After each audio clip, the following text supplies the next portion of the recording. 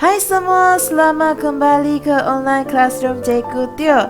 Dalam video ini kita akan tengok topik 1.5 iaitu ketumpatan. Kita tengok gambar ini. Okey, ini sebenarnya dekat Laut Mati. Kalau awak tengok gambar ni, okey, orang ni dia terapung di atas laut. Dia boleh baring saja dan dia akan terapung dan tidak akan tenggelam. Kenapa boleh jadi macam ni? Ini disebabkan oleh ketumpatan.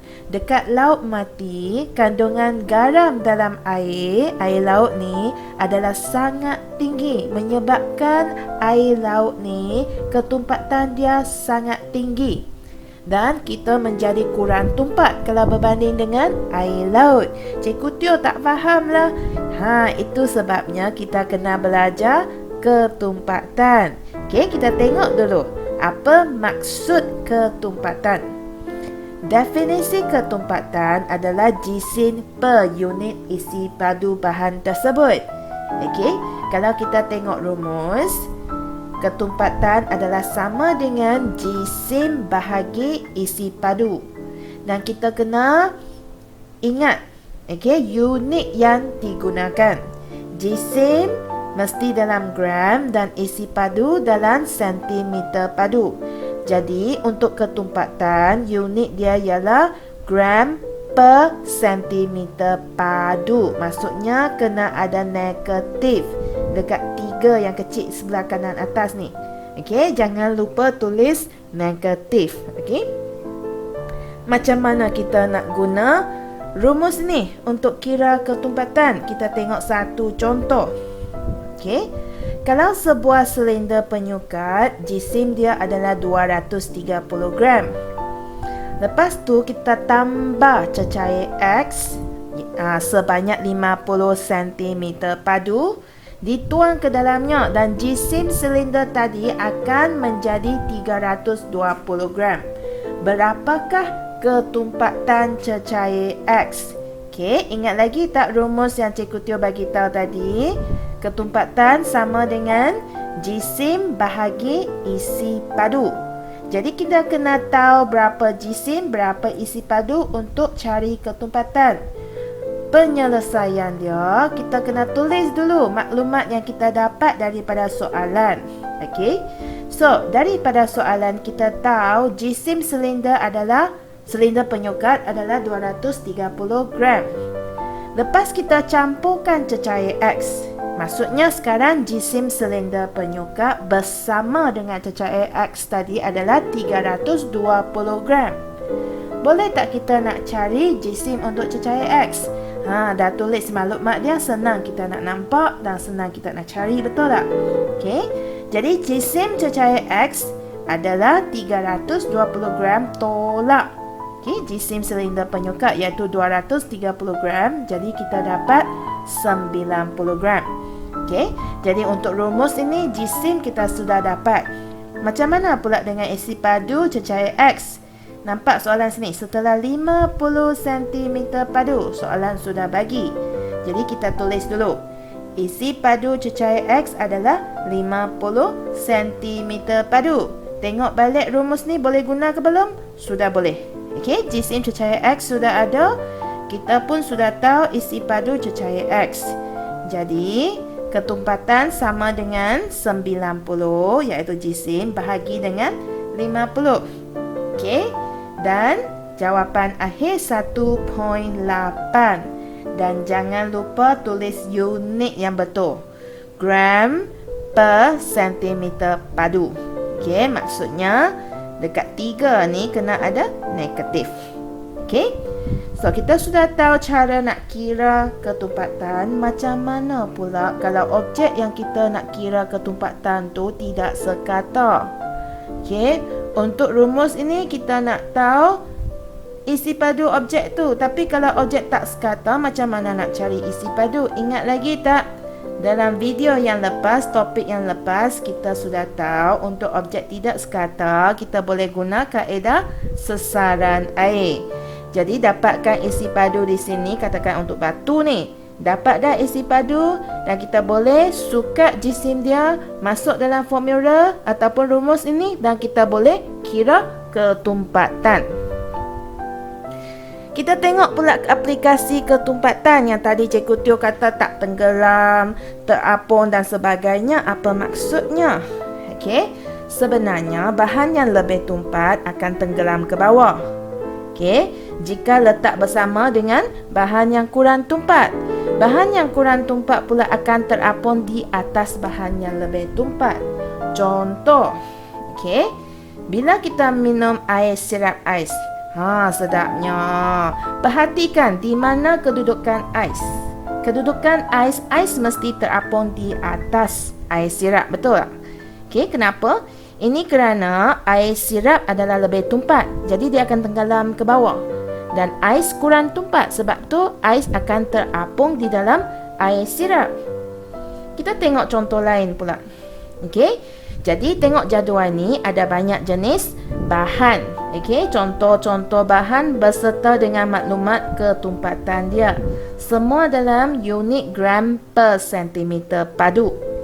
Okey, katakan Cikgu Teo ambil 3 jenis cecair daripada jadual ni, iaitu merkuri, air dan petrol. Masukkan ke dalam bika, dia akan jadikan 3 lapisan. Cecair mana satu akan duduk di lapisan paling bawah, yang mana satu di tengah dan mana satu di atas. Kita tengok ketumpatan dia. Okey, jadi merkuri, air dan petrol, 3 jenis cecair ni yang mana mempunyai ketumpatan yang paling tinggi, yang paling tumpat. Nombor paling besar adalah merkuri. Jadi layer atau lapisan yang paling bawah sekali mesti merkuri, diikuti oleh, tengok bandingkan air dengan petrol.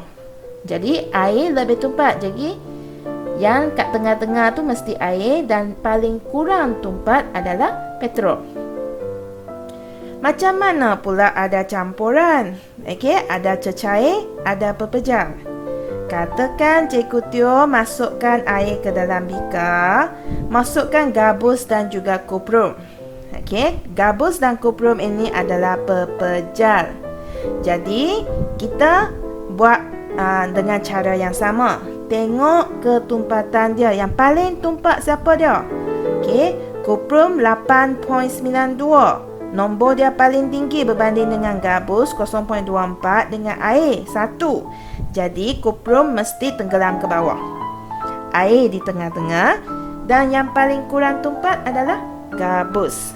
Macam mana pula kalau ada 3 jenis cecair bersama dengan 3 objek ataupun 3 pepejal? Okey, so katakan sini ada kuprum, ais dan gabus. 3 benda ni adalah objek. Manakala merkuri, air dan petrol adalah cecair. Kita separate dulu, kita bandingkan lapisan cecair dulu. Jadi merkuri, air dengan petrol sama seperti contoh yang tadi. Okey, contoh pertama tadi kita labelkan dulu. Jadi merkuri paling tumpat 13.6, diikuti air 1 dan juga petrol 0.8. Untuk 3 pepejal tu kita bandingkan. Kuprum 8.9, ais 0.9, gabus 0.2. Kuprum tu dia akan duduk mana? Kita tengok nombor ni. Kuprum ada di sini. Kenapa? Kita bandingkan kuprum dengan merkuri. Okey, kuprum kurang tumpat daripada merkuri. Maksudnya kuprum akan terapung di dalam cecair merkuri. Tapi kalau kita bandingkan kuprum dengan cecair air biasa, air tulen, okey, kuprum akan tenggelam dalam lapisan air. Kenapa? Dia lebih tumpat berbanding dengan air. Okey, diikuti oleh ais. Sama juga konsep dia. Okey, ais ini kurang tumpat berbanding dengan air, tapi lebih tumpat berbanding dengan petrol. Jadi ais akan tenggelam dalam petrol. Okey. Dan akhir sekali gabus. Gabus antara semua bahan di sini adalah yang paling kurang tumpat. Jadi gabus duduk paling atas. Boleh faham? Kita tengok contoh dalam kehidupan seharian pula. Macam tadi ada air sirap. Jadi air ais kosong. Ais kurang tumpat dari air. Jadi ais akan terapung di permukaan air. Okey. Seterusnya, pernah tengok balon yang cantik ni tak, yang terapung di atas langit? Dia akan terbang naik atas kan? Kenapa? Ini disebabkan dalam balon jenis ini, okey, sudah diisi dengan gas helium. Okey, sejenis gas yang istimewa. Okey. Gas ini adalah kurang tumpat. Okey, gas helium kurang tumpat berbanding dengan udara kita. Sebab tu balon akan terapung di udara. Okey. Seterusnya, okey, kita juga guna air untuk mengangkut kayu balak. Kenapa? Sebab kayu balak akan terapung di atas sungai ataupun di atas air. Sebab dia kurang tumpat kalau berbanding dengan air. Okey? Pernah tengok minuman yang berwarna-warni yang menarik macam ni tak? Nampak sedap kan? Ini kreativiti pengusaha restoran yang menggunakan konsep ketumpatan.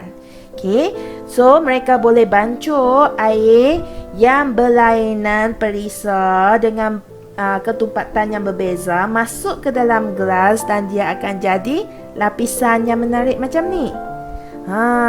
Jom cuba untuk reka satu resepi dan cuba share dalam komen di bawah dengan Cikgu Teo. Okey? So, itu sahaja dari Cikgu Teo untuk video ini. Kita akan jumpa lagi di video yang seterusnya. Bye! Kalau awak telah belajar sesuatu yang baru hari ini, jangan lupa untuk like dan subscribe ya.